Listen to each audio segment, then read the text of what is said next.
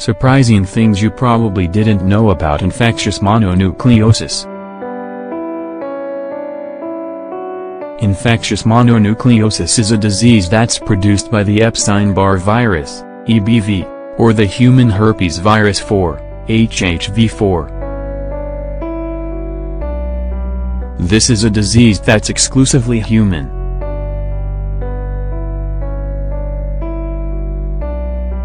Normally, it affects children, teens, and young adults. The Epstein-Barr virus has two fundamental characteristics. First, this is a virus with an affinity for B lymphocytes and the oropharynx.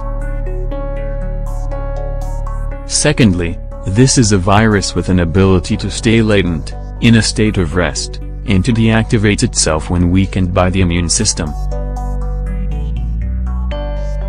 In this article, we'll take a closer look at this virus. How do you catch it?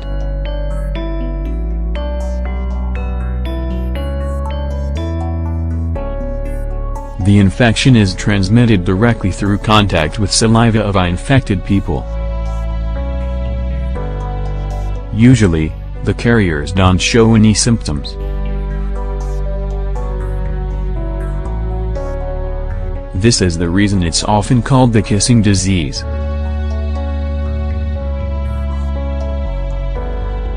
You can also catch it through contact with objects like cups or toothbrushes that are used by infected people. Also, there is the possibility to transmit it through blood transfusions, or through a hematopoietic cell transplant. Typically, the age you may catch this disease depends on your socioeconomic level. In developing countries, this is a childhood disease. However, in more developed countries, this is a common disease among teens. Epstein-Barr virus infection.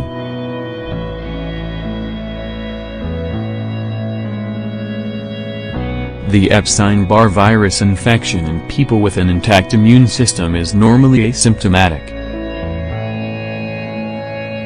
As a result, it goes unnoticed.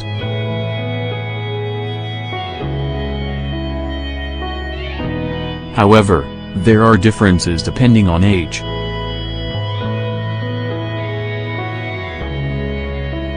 During childhood, the infection is asymptomatic in most cases.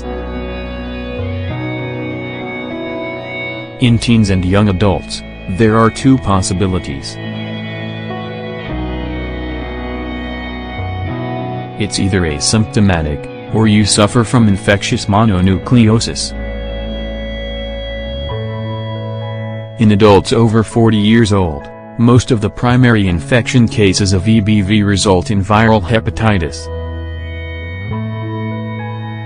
However, the situation is different in individuals with a depressed immune system, like those with AIDS. In these cases, being infected by this virus can cause lymphatic tissue disease. This can severely compromise their life.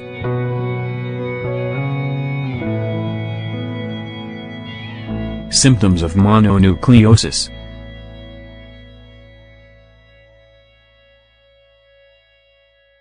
Infectious mononucleosis has an incubation period of between 4 and 6 weeks. During these weeks, the individual usually shows flu-like symptoms, fatigue, general malaise, a low-grade fever or a fever below 100.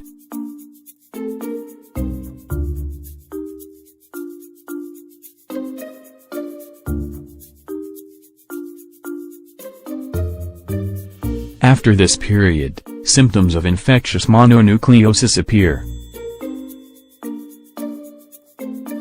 Very painful tonsillopharyngitis, high fever, above 3 superscript OF, cervical lymphadenopathy, the lymph nodes on your neck usually swell very significantly. This is one of the most characteristic signs of this disease. Splenomegaly, increase in the size of your spleen, in up to 50 of patients. In some cases, the infection can cause intense fatigue, asthenia. The presence of atypical lymphocytes and heterophilic antibodies in the blood of patients is what helps doctors with diagnosing the disease.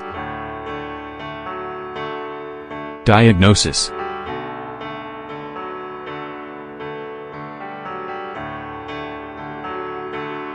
A complete diagnosis will show an increase in the presence of lymphomenocytes, over 4,500/M3. However, this isn't enough for a definitive diagnosis of infectious mononucleosis. Lymphocytosis may have a benign origin or changing when faced with an infectious or inflammatory process. It can also have a malign origin, like what happens in leukemia. Doctors can observe atypical or reactive lymphocytes, peripheral blood smear, visual analysis. In this case, these are different from normal lymphocytes. They are larger and have a more disorganized nucleus.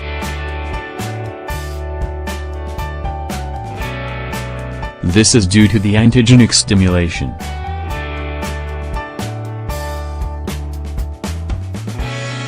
This presence is indicative of how benign it is.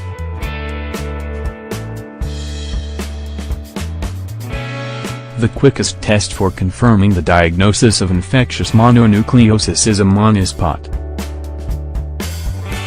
This is a technique that allows doctors to detect the presence of heterophilic antibodies in these patients.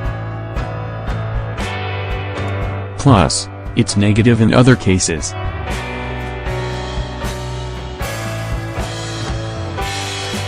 Overall, this test is positive in 85 of infectious mononucleosis cases. Heterophilic antibodies.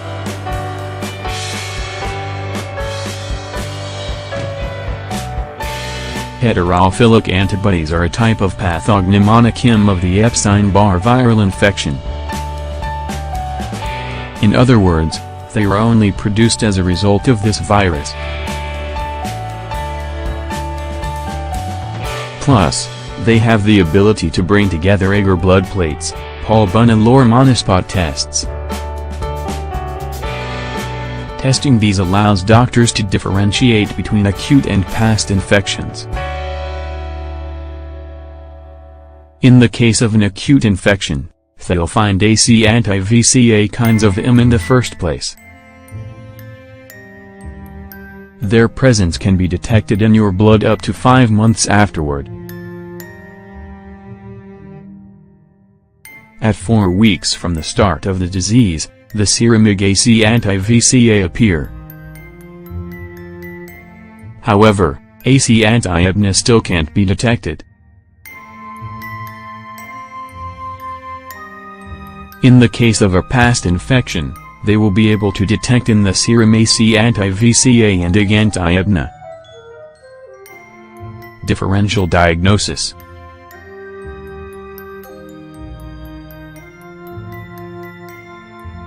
No matter what, it's important to undergo a differential diagnosis. Overall, the differential diagnosis should also factor in other causes of lymphocytosis, like leukemia and lymphoma. Treatment.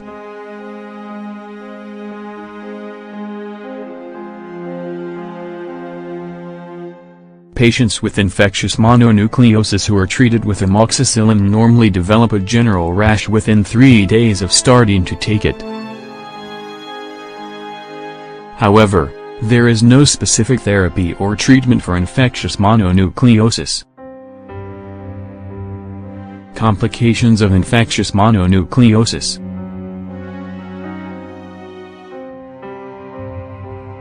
This disease can produce a spleen rupture due to splenomegaly. However, this only happens in one of cases. Also, it may lead to hemolytic anemia due to the heterophilic antibodies that can cause lysis, destruction, of the red blood cells. When they are destroyed, the bilirubin in them is freed. Because of this, patients with infectious mononucleosis can show jaundice, a yellow coloring of the skin and mucous membranes. In addition, other symptoms that can appear are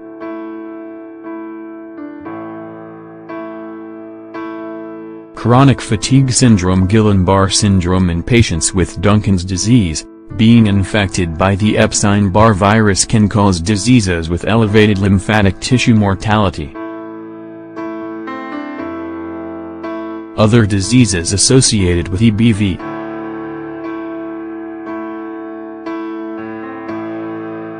In addition, there are other diseases that doctors may associate with EBV.